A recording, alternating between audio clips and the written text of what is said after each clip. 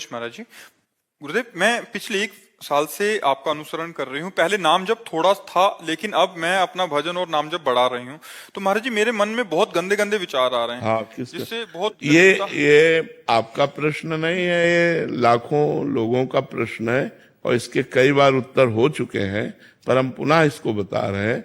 देखो, जैसे कोई मैसेज डिलीट करना है तो पहले सामने आता है कि नहीं आता है, ऐसे ही जब हम नाम जप करते हैं तो नाम हमारे मन के सारे विकारों का नाश करता है। तो हमारे मन में जो छिपी हुई गंदगी है वो बाहर आती है। तब हम उसे देखते हैं कि जब भजन नहीं करते थे तब तो इतनी गंदगी नहीं थी, क्योंकि उस समय गंदगी ले रहा था मन। समझ रहे ना, गंदी बातों को, गंदे दृश्यों को, गंदे चिंतन को ले रहा, तो हम समझ नहीं पाए।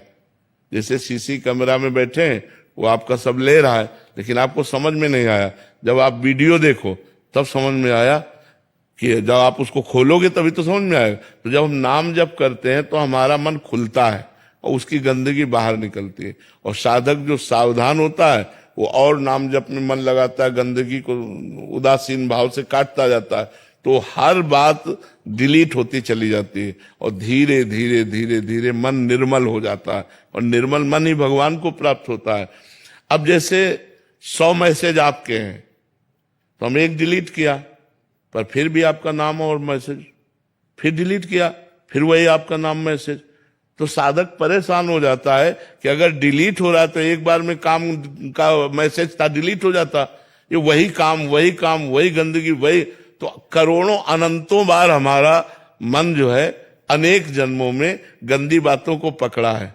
तो हमें बहुत समय लगेगा।